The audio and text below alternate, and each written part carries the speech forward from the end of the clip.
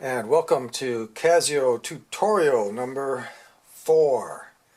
Today we are going to be doing tone editing, and that's one of the best features of this keyboard. There's no other arranger in this price range that allows you to do tone editing. Ranger keyboards are basically just sample players. This one allows us to change the tones that are included in here quite a bit. And the tones that can be changed are everything except drums. You cannot change the tone of the drum. So we have, pianos, electric pianos, organs, synthesizers, all kinds of sampled sounds that we can choose from to change. Now this is not a full synthesizer. We are not creating a tone from a basic waveform, but there are some very basic waveforms under the synth. So it does give you some synth programming to do under basic waveforms. Now this is this will be digital editing on these tones. It's basically two kinds of synthesizers, analog and digital. Analog uses a pure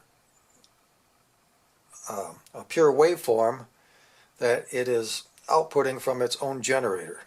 A digital will sample that waveform, put it into their synthesizer, and then we are going to edit the digital sample of a waveform.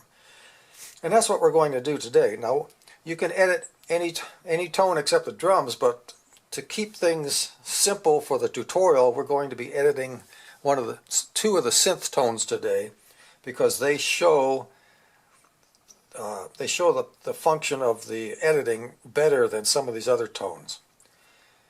Now this editing is abbreviated. It is not a full synthesizer. It doesn't give you full editing capabilities, but as you'll see today, we can change these tones quite a bit.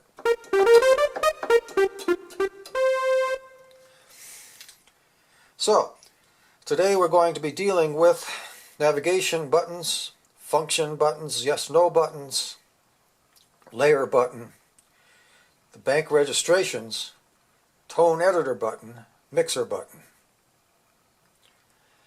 And I haven't gone over these registration banks completely yet, so I'd like to do a little feature on the registration. Registration and banks.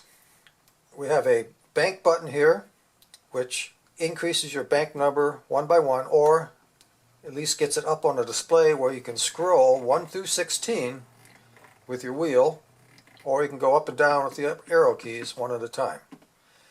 So today I'm going to choose bank 10 and registration 5. So now the Casio is telling me right on the screen I'm in registration bank 10, or in bank 10, and the registration number is lit up blue, number 5. So I know exactly where I am. I'm on 10.5. If I hit my bank number and change it to 1 and hit 1, now it's saying bank 1, registration 1. I'm on 1.1. Now we have 16 total banks. So the number bank and registration can be thought of as a 2-digit number. So here's my lowest setting, or the lowest bank number, and that would be bank 1, registration 1. Bank 2, registration, or bank 1, registration 2, 1.3, 1.4, 1.5, 1.6. Hit the bank button again, go up to number 2. Now I'm on 2.1, 2.2, 2.3, 2.4, and all the way up to 16. And all those are storage places where you can store just about every setting that you've made for a performance in a bank. There's very little you can't store in a bank, except you can't store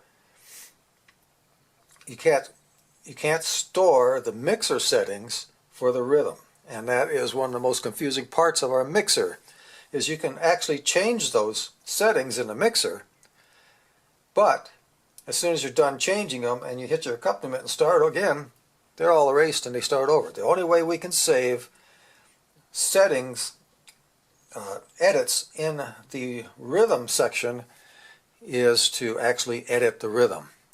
Today we're editing tones. The next tutorial we will possibly be editing rhythms. I'm not sure. I may go into the function part of this synthesizer or this Casio arranger next. But that's 5. So I'm going to go hit my bank number and 10, registration 5. So my display is showing bank 10. My registration is showing a blue light on 5. I'm in 10.5. That is where I want to store everything today. So that's why I want to do that first. I want to make sure we have a good storage space for what we're going to be doing. And the first thing I'm going to pick out is my synth. Going to my synth category, which is H, space H, and I'm scrolling down to 001. And that is the 001 square lead 1. That is the tone we're going to be editing today. And the rhythm, you can put any rhythm you want with that. It doesn't matter. Today I've got the A category, 059, slow rock.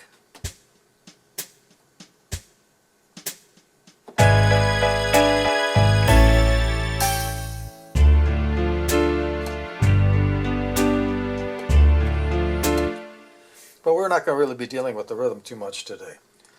Well, basically we're setting up a completely new sound that we're going to create from the user tones that are available. And as I said, the sound we picked is going to be this square lead 1, 001 on the synth category. Now, what I'm going to do is do my first store. By holding down this button and pressing 5, you'll see a quick thing up there that says store, and now the square lead and slow rock has been stored on my bank 10 registration 5. And we're going to continue to store as we go through mixer settings and things like that. And there is a separate store function for the actual tone editing that we are going to begin now. I'm going to focus the camera in on the display so you can see what's going on.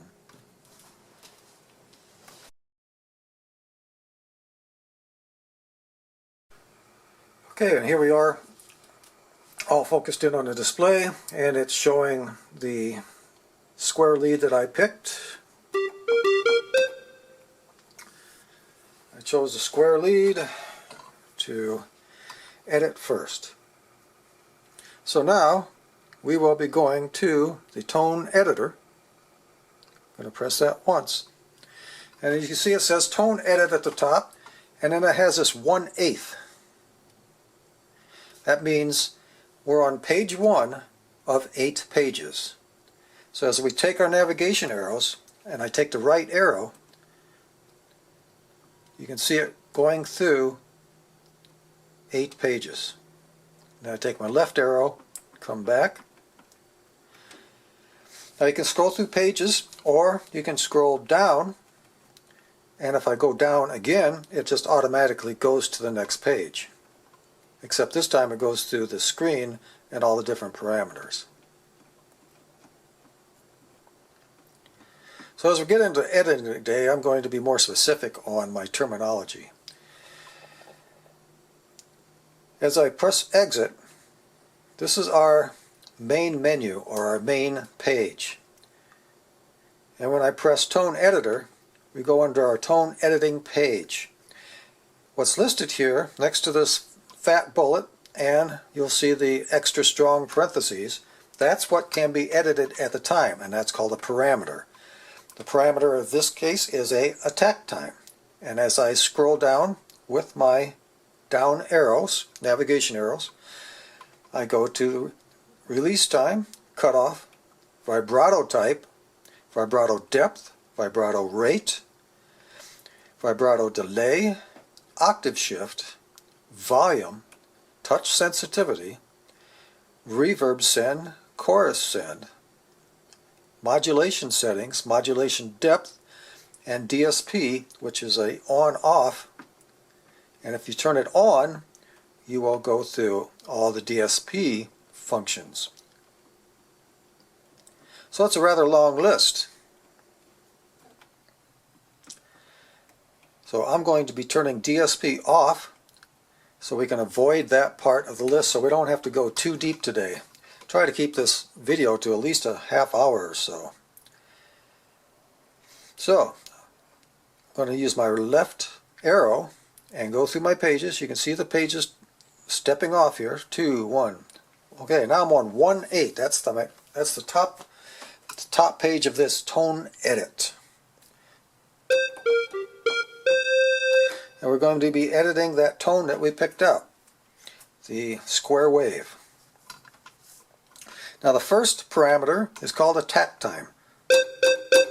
And right now the attack time is very, very fast because as soon as I hit the key, you get a very fast reaction to it. As I turn this down,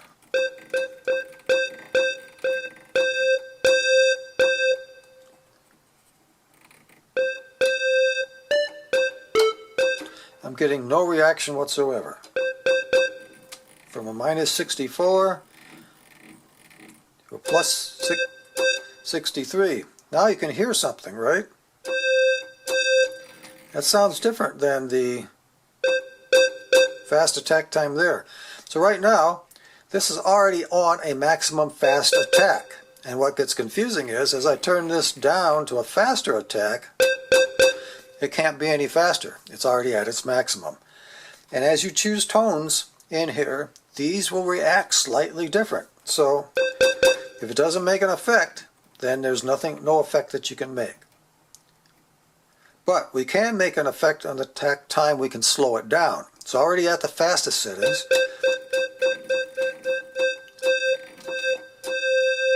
Now you don't hear that real fast attack. It kind of smoothly goes in. So we're going to use this as an attack time. And we're going to take our navigation arrow and go down to release time. Now again, the release is more in the center this time. So on this tone,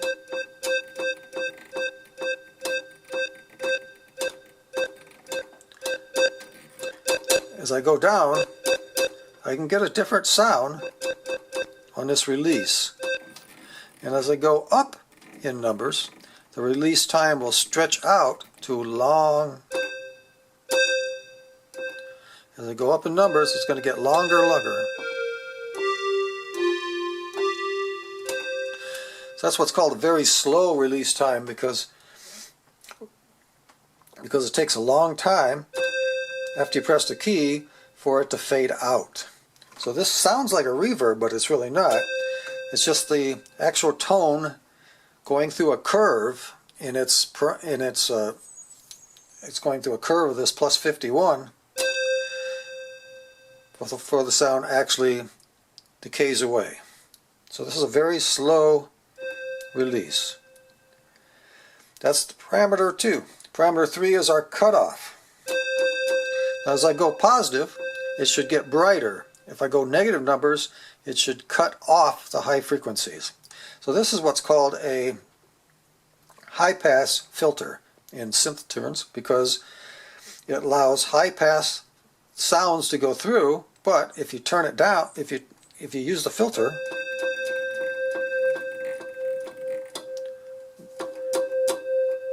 so now you can see the tone has gotten a much less brighter than the original tone at 0, 0. Now the question is, can we make it brighter? And we can.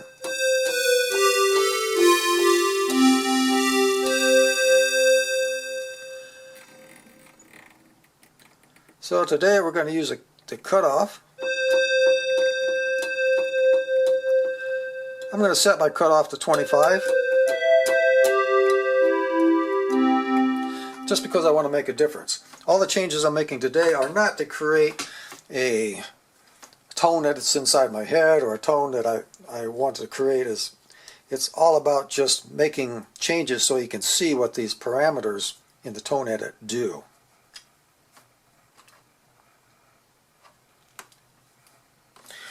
So now we have the third parameter in there. We've used attack time, release time, cutoff, and next to each one you can see the changes that have been made from the 0, of the original tone. Now the vibrato type. Now whatever you set here you can't hear yet because there's other parameters to set after this. So let's skip this one and come back to it after we set the next one. So I'm navigating my arrow down, going to, now you can see we're on page 3 of 8. Vibrato depth. Now you can hear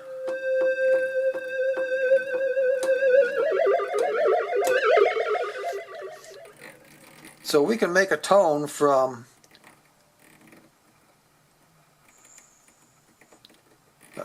0 is here's the original tone. You can set the deeper depth you set, the more crazy it can get. So here we are making a really crazy tone from here.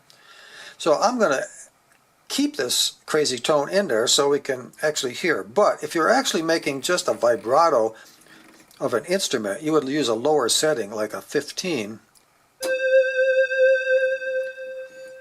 to get that little bit of a vibrato. There's nothing. There you can hear a little bit of it.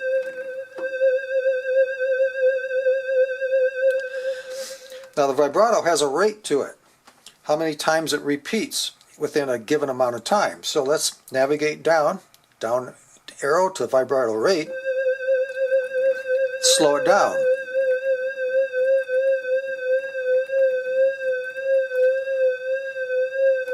Now you can hear that vibrato rate going very, very slow. Okay, now that we have these set, let's go back to the one I skipped, the vibrato type. And the type is working off of different waveforms. And the one we're hearing now is a sine wave, which is a very smooth, curved wave. But let's change that parameter to a triangle and listen to what it sounds like now. And a saw, and a square wave. So you can see there's quite a bit of difference.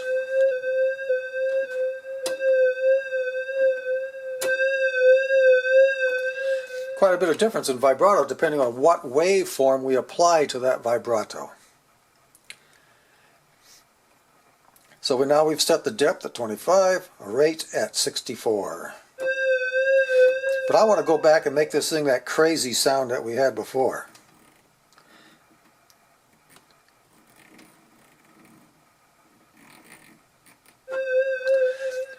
So I'm going back up the depth and I'm going to really put some depth to it.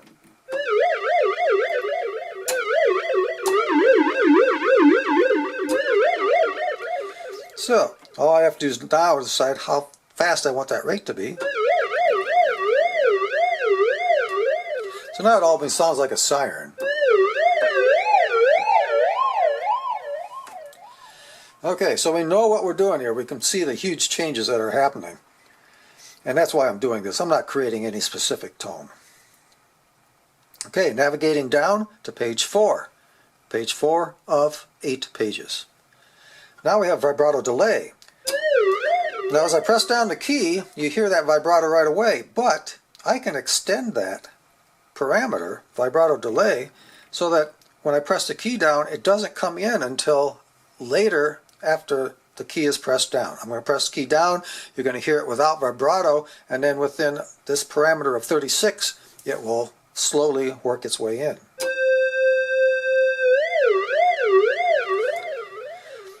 And I can make that a maximum of 63, so I'm going to press it down.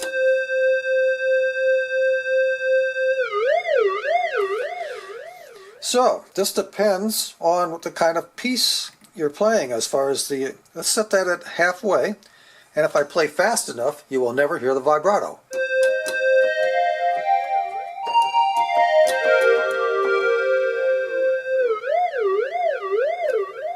But if I leave the key down just long enough, it will happen.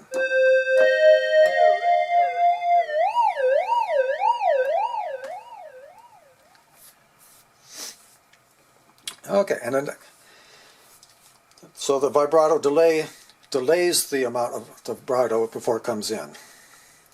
Now with octave shift, that's the same as what we went through before.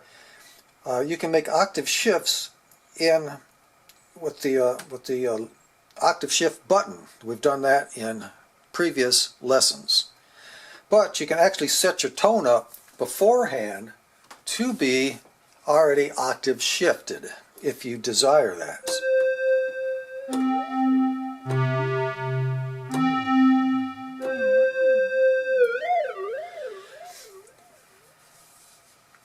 So the reason you would make an octave shift is if you definitely wanted your tone to be a different octave than a tone that you're layering together. Now you can do that later with the octave shift button, or you can pre-program it so it's always in there in the tone edit, and that's the difference.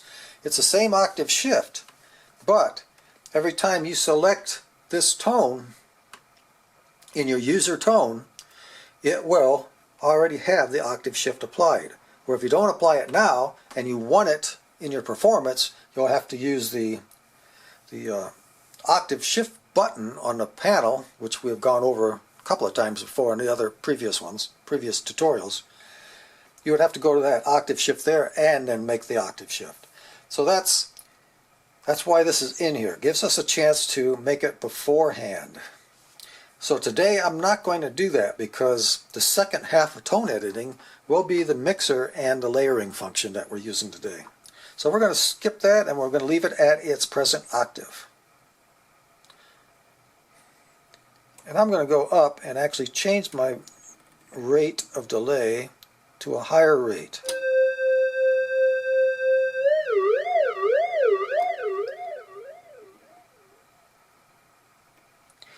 And on to page 5. Volume is just what that means.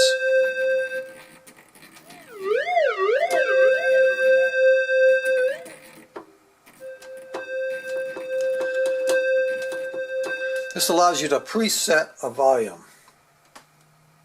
Again, you can do this in a mixer function before and save it as a bank. The difference is here, the volume's already set. So if you think you need, if you think you needed a lower volume for a specific instrument you're creating because you're going to create a second instrument to layer on that, again, it's I would leave the volume at 127 and save this as maximum volume, and then when you put it into a performance, you use the mixer to set the volume level compared to your other instruments and your rhythm. But it's there if you need it. Now, touch sensitivity is how do the keys react to how much pressure you apply. The more pressure you apply on touch sensitivity 63, this means when I press light,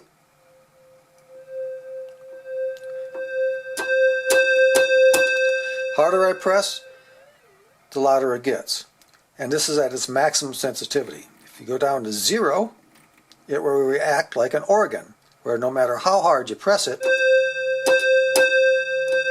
or how light you press it, it produces exactly the same amount of tone volume. Now if I go the opposite direction, now it gets kind of interesting. Now the lighter I press the key, the stronger the tone. And the harder I press the key, I press the key now really hard, I'm getting nothing. Now as I back off a little bit, the lighter I touch it,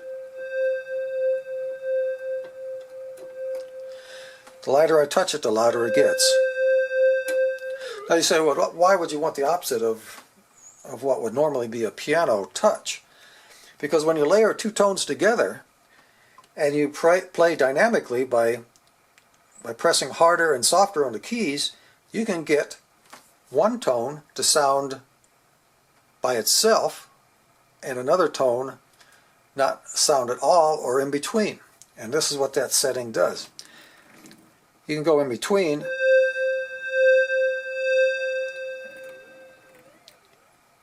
In between numbers get you slightly different. But this is kind of a version of what's called velocity switching in synthesizers, where you can press a key real hard and it doesn't make any sound at all because we're using a negative number. Or you press a key real hard with the positive number and you get a maximum tone, and on the light, when you play light, you get the softer tone. This gives a lot of performance dynamics when you're playing two instruments at the same time.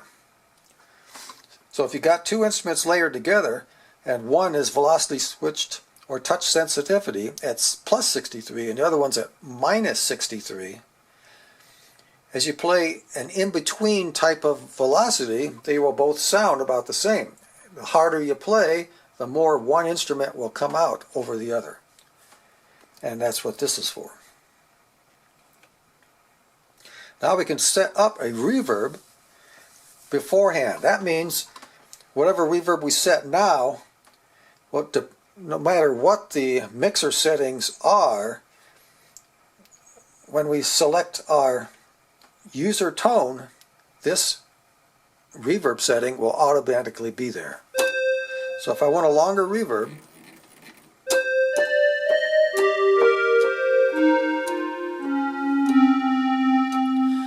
I can set that now, and the 127 will come along with it when I add this to my performance. Now you can always use the mixer function like we had before and reset that volume and save it in your bank. But every time if I pick a reverb like this, every time I select this tone and add it to my performance, it will already have that much reverb applied. And the same with the chorus.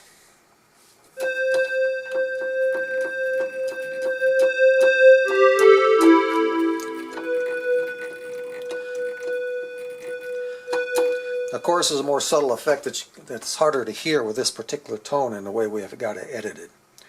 You'll hear chorus effects better on guitar sounds, string sounds, and things like that. So, we're on page 6 of 8. Let's go down to modulation setting. And this is how we set up the button over the top of the pitch bend wheel. There's a little button over the top of that, and you can set up, when you press that button, how this sounds. I don't want to go into modulation today because it'll bring up a whole nother series of teaching that I have to do that we haven't done before. So we're not going to skip that. We're only going to go to page 6 of 8 and stop. So here we have our tone set up, completely different than that original one, or at least somewhat different. So now we have to save this tone, or when we get out of here, we will lose it. So if I was to press exit now, it's going immediately to store. If I say no, it will not store it, and we will lose everything that we've programmed in there so far.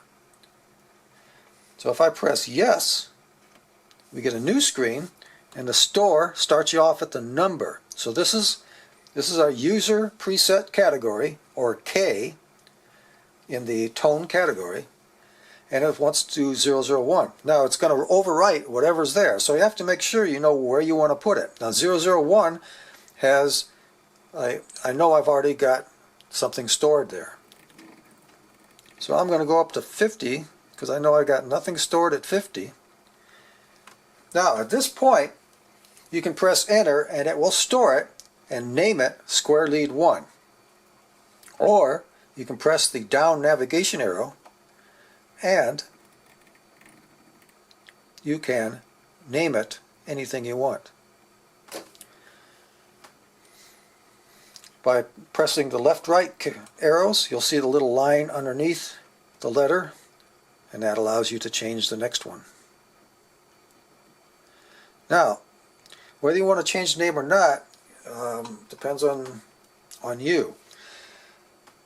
Now when I first set up my first custom made piano on here, I changed the names of the piano tones I selected to edit, and I then put them into layers and adjusted the layer volumes in the mixer and then stored it all on a bank.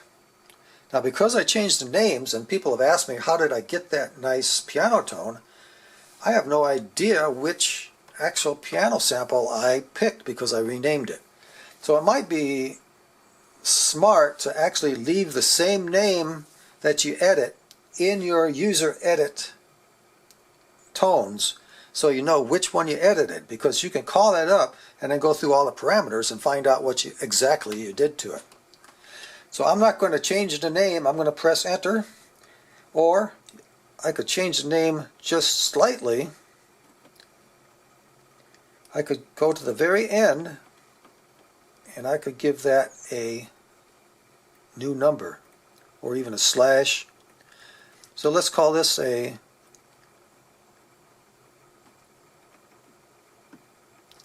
square lead plus.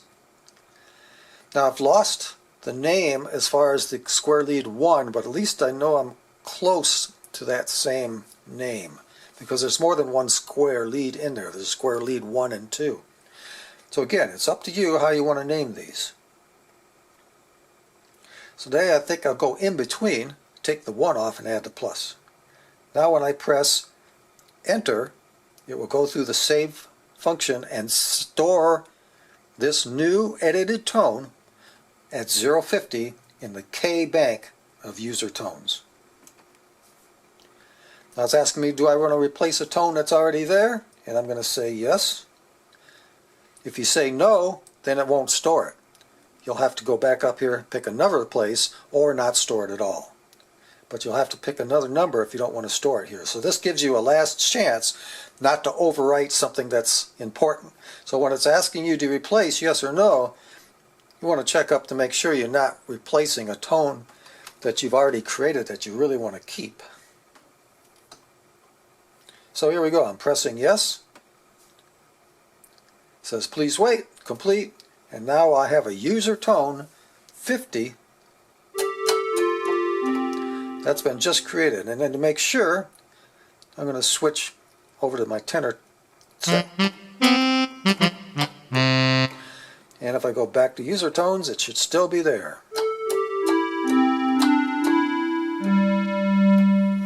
And it is. And that's how you create your own user tone. This is where we left off with our square lead, and then I renamed it with that little plus, and I'm in the K category 050. K is user tones. So I'm playing the user tone we created in the last tutorial. So now I'm going to go back to the synth category, and I'm going to choose instrument number 11, mellow saw lead. And I'm going to edit this one, but I'm going to not explain what I'm doing so much because I've already done that in the last tutorial. So I'm going to go to the tone editor button. I'm going to press that once. I get into my tone edit, page 1 of 8, attack time. I'm going to turn my attack time. I'm going to slow my attack time down as much as possible. I'm going to bring my release up.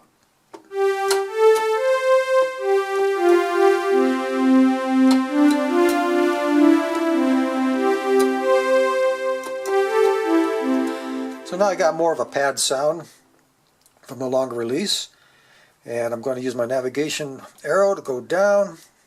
I skipped a page there.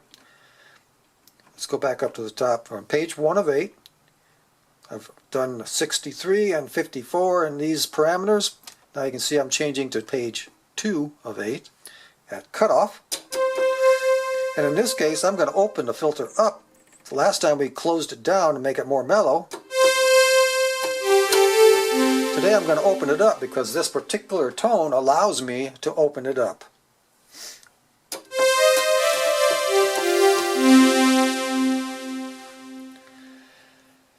And I'm going to put a different kind of vibrato tail at the end of this one, so that when I play this with the other tone we created, it will have a different vibrato tail on it, and they'll interact with each other. So I'm going to choose a square wave for my vibrato type, and then I'm going to go down my page and pick my depth.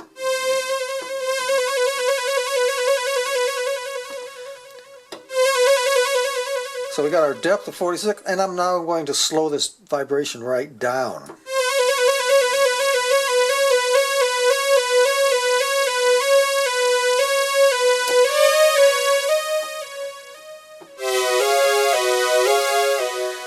And just like the last time, I'm going to take the vibrato delay so that we can play this tone normally until the key is pressed down long enough for it to come in on the delay.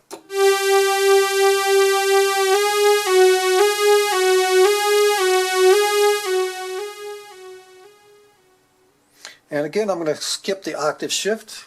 You'll have to decide whether you want to permanently store an octave shift in your tone edit. And it's not really a permanent store. When we end up storing this tone and it ends up in your user tone, you can always go back to that same tone and do any edit, re-edit, or add modifications to it. And you can save it as another user tone or overwrite your present user tone. So there's lots of options.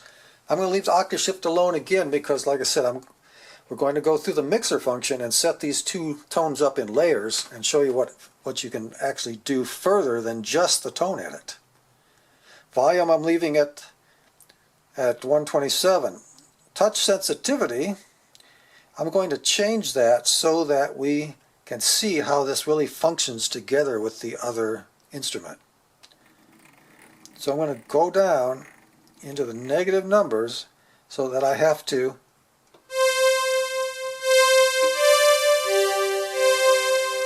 play this tone really light, and the harder I press the keys, the less tone I get. So here's a very light touch, and here's a very hard touch. Quite a difference in volume there with this minus 50. Reverb, I'm going to send the reverb up in here so we know.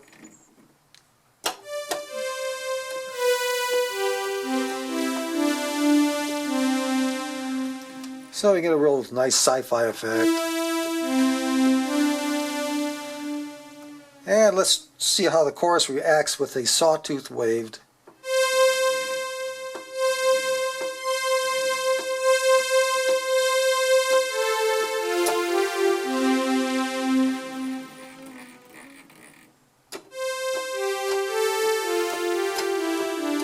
Again, not a very big difference in chorus. So we're not going to use any for this tone either. This is page 5 of 8, and now we're going to mod settings with the 7th page, which we aren't going to do. So I press exit, and now it's asking me, do I want to store? And yes, I do. So I'm pressing the yes button. It automatically comes up 001. I don't want to store it there because I got something I really like there. Now the last time we stored it in 050, so today I'm going to store it in 051. And I'm going to press the down arrow key, which brings that little bar underneath M, and the right arrow key. You can see it moving along until I get to the end. Now this is using the maximum amount of letters, so I don't have that extra space at the end like the other. So I'm going to still add my little plus on there so that I know that these tones are supposed to be used together. So I have a 50 and a 51 with this little plus added to it, and now it just says that. But I can also abbreviate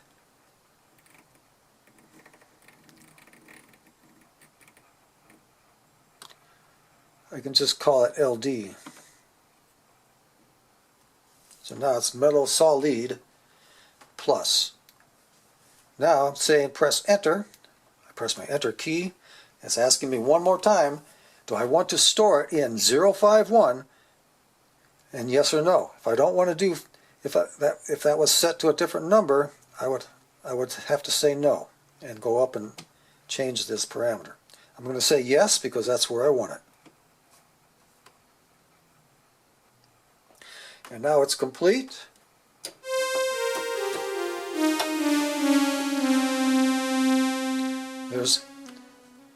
And let's do it.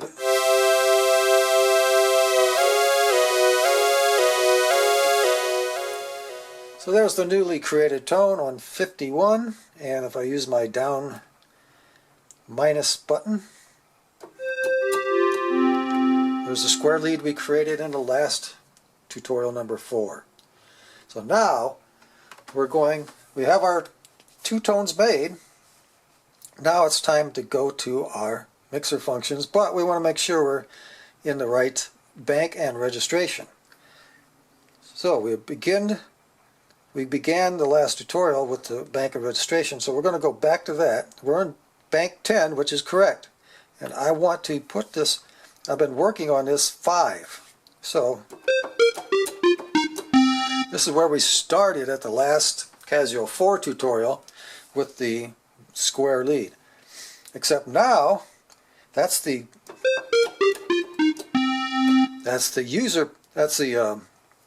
factory preset square lead. I'm going to go to user tones, which is K, user tones K, and now you can see it changed to K, and I already got my 50 there. So now I'm putting my new square lead, and you can see this new square lead plus in there, and that's my user tone, and I just put it into the Casio as part of my performance. So now my performance will include the new square lead. Now I'm going to press the layer button and add that second one, and you can see it can go anywhere when you hit layer. You never really know where it's going to go. So in this case it went to strings, but I'm going to go back to my K setting, and now it's at K004. I'm going to scroll up to 51. That's the user tone we made today.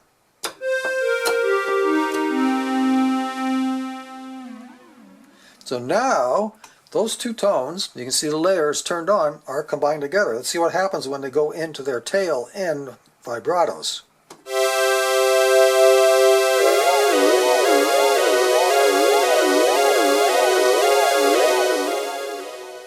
So we got 2 different tails going on there and some crazy stuff going on.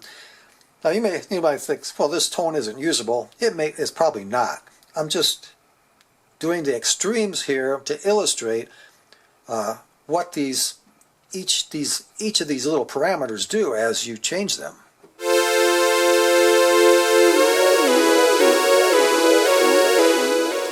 Okay, so there's the 2 tones we created together. Now, as I said before, we can further edit these by going into the mixer function.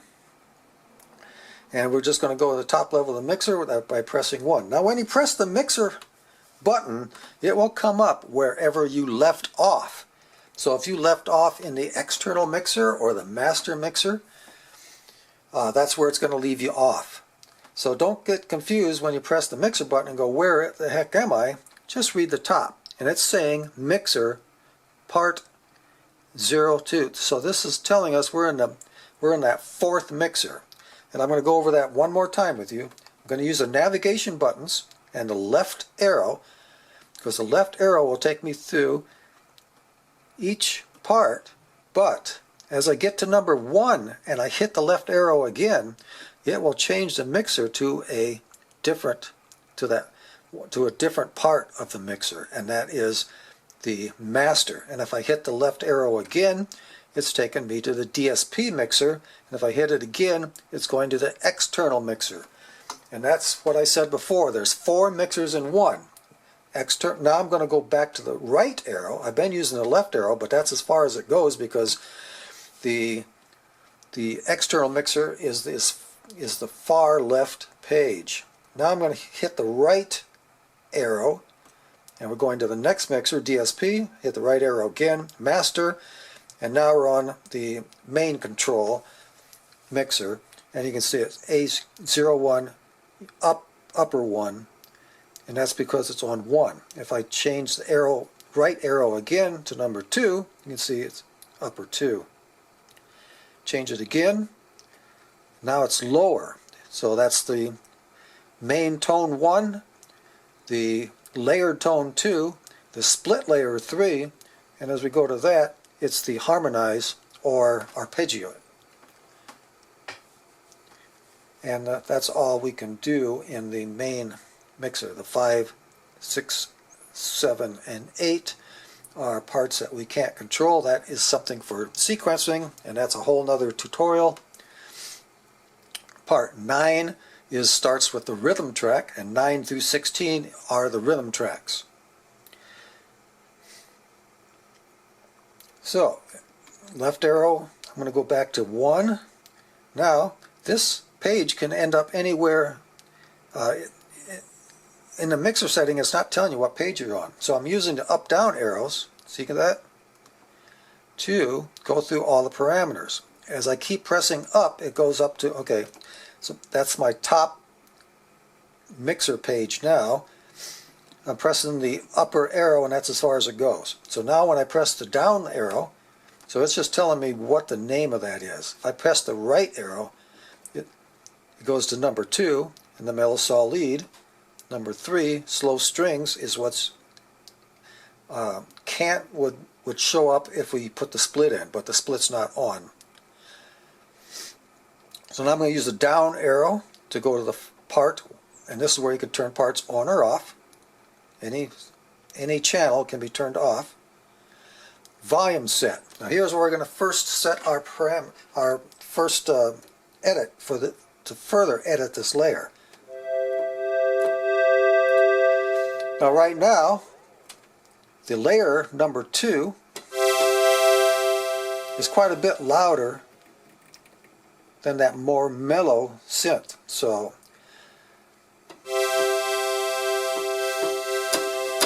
and again, we got the velocity switching on, remember? So the harder I press the keys, the quieter this layer is going to get.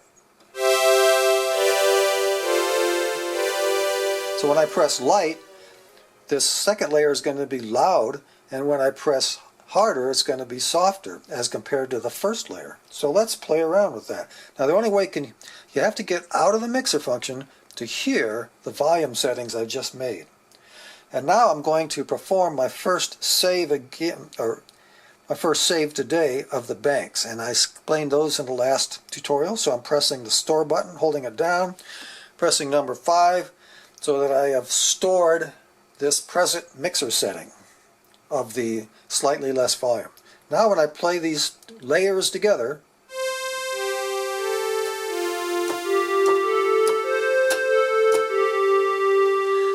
even though there's a layer on, depending on how hard I press these keys, here I'm pressing light and I'm catching most of the second layer, that mellow saw lead that's showing up there. Now as I press harder,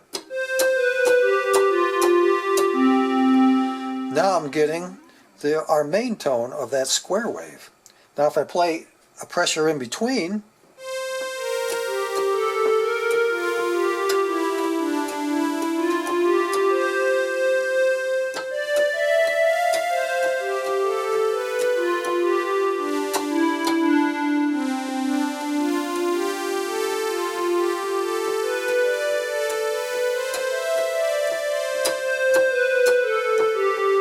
so now I'm getting those different instruments sounding just depending on how much pressure I put on. And that's what you call dynamic playing of the keyboard.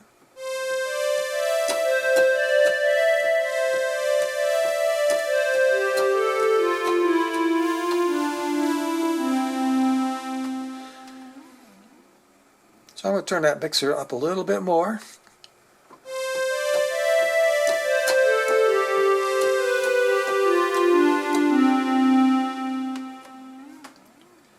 And that was just playing with the volume and playing with the velocity that we have designed into our new user tone. I'm going to press the lower arrow, Move on to the next one. Now we can pan these two tones. So we can go right or left in our stereo image.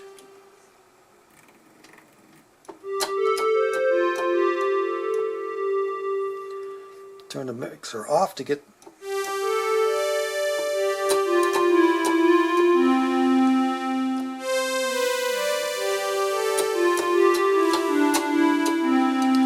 Now there's more of a stereo image there because of the panning. I panned one instrument left and one instrument right. Now I'm going to use the down arrow.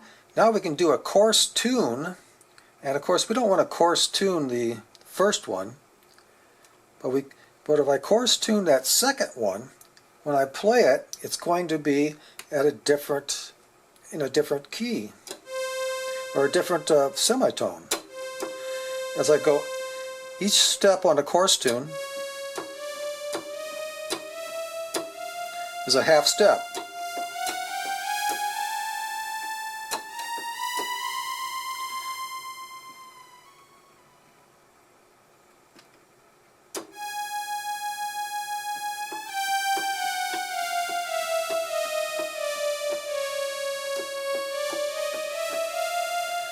So I can put 1, 2, 3, 4, and now instead of a C, it's actually playing an E. Now when I get out of the mixer function and these two play together,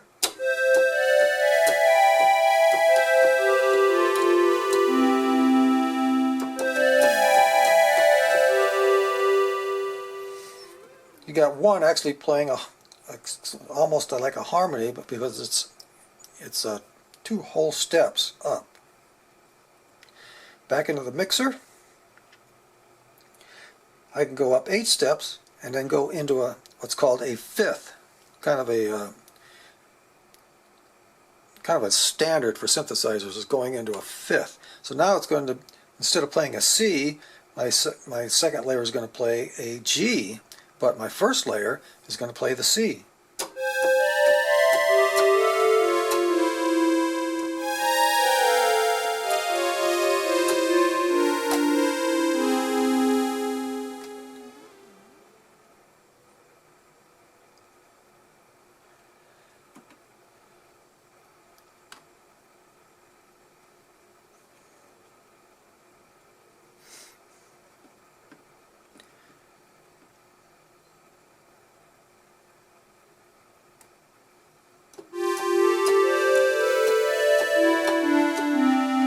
Now it's just playing the note next to it. So I'm going to take that off so they're playing the same notes. And now I'm going to go to the fine tune. This fine tune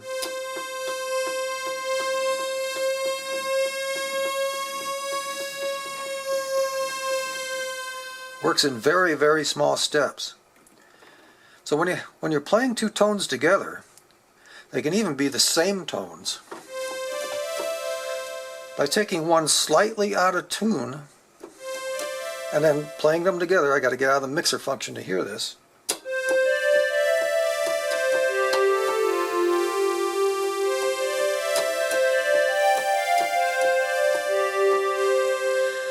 But by taking those tones by taking that one slightly out of tune and playing the two tones together, it actually gives more harmonics and a more richer tone. The next one is the pitch bend range, not the pitch, but the bend range, and that has to do with the bender. That is the bender wheel at the far left.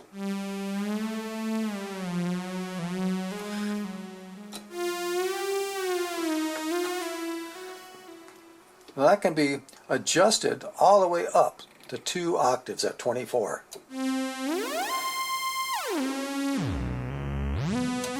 So by just moving the pitch bend wheel,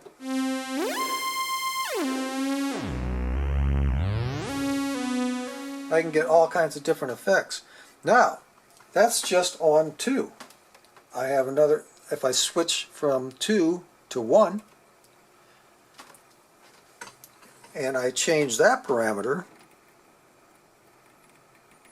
to maybe only 12, 1 octave.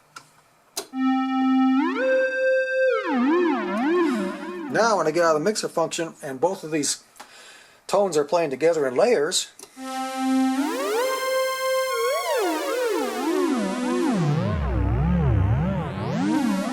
the pitch bend range is different for each one.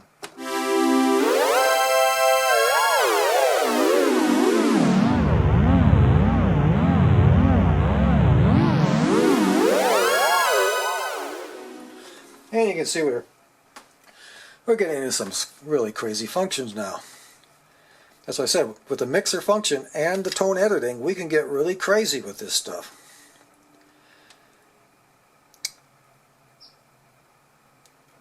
I'm going to skip DSP and we go into the reverb. And as you can see, these two tones, we had set the reverb quite high when we edited the tones. And when I go into the mixer function, it's showing the reverb settings that we stored in our user tones. Now these can be changed and stored as a bank. So we can re-edit those at this mixer function here. So if we had stored too much reverb in our user tone, we could adjust it at this point, save the bank, and then when we play this bank with these two tones overlaid, it will have the lesser of the reverbs in them. But I'm going to leave the reverbs alone, navigate down to the next, there's the chorus sin, scale, and that's the end of this mixer parameters.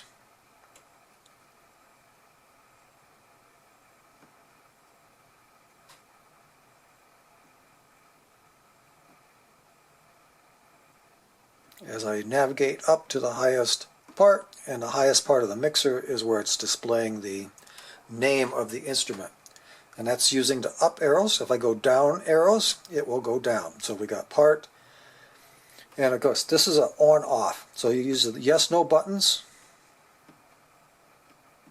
to just either turn it on or off. So there's part on, there's the part off. That's all that does. That's more of a user function for sequencing or something like that. Volume, of course, is very useful as the balancing up of our two layers. And again, the mixer function will allow you to adjust these volumes of the rhythms, but you can't save it. So as soon as you get done setting those and you press your rhythm button, it's all gone. I don't know why they did it that way, but the only mixer functions we can save in the banks are 1, 2, 3, 4. Our main tone, our layered tone, our split tone, and our harmonizer or arpeggiator. Nothing else can be saved in, none of the mixer settings can be saved. These other channels, like the rhythm channels, none of those can be saved in a bank registration. And I find that to be very unfortunate, because we could do a very fast edit on our rhythm and store it as a mixer setting, and we wouldn't have to go in and actually edit and make our own user styles of the rhythm to adjust these levels. But the only way to adjust these levels is to go into the edit of the rhythm styles, edit it, save it as a user rhythm, and then you would place that user rhythm right in here. It would be a user rhythm. You can see that's F. User is F, and that's soft rock, or you would choose whatever. As you can see, there's very little data in there because I haven't saved very many. I've only saved 3.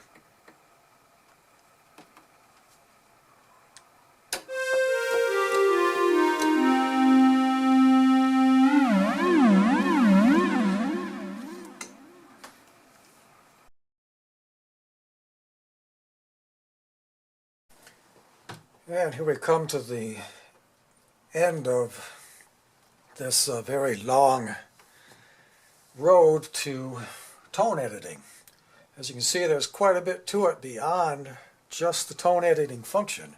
By adding in the mixer, you can make a lot of complex sounds. So now that we've made this sound, a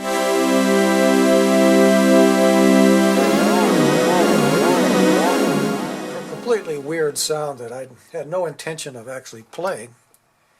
Well, what the heck? I said, what the heck? Why not see what kind of performance we can do with it? So I took everything that we've saved so far. I've added a split. The split tone is one of my own created stereo string samples. I have edited it from the other string, from the factory preset string. So I've added a split, and I've changed my rhythm to E023, and that's piano rhythms E023, and that's electric piano ballad 1. So we're going to use this weird tone and try and come up with some kind of little sci-fi sounding thing. It's going to be weird because I always design my tones to what I want to feel. This way we're doing it the opposite. So let's see what happens.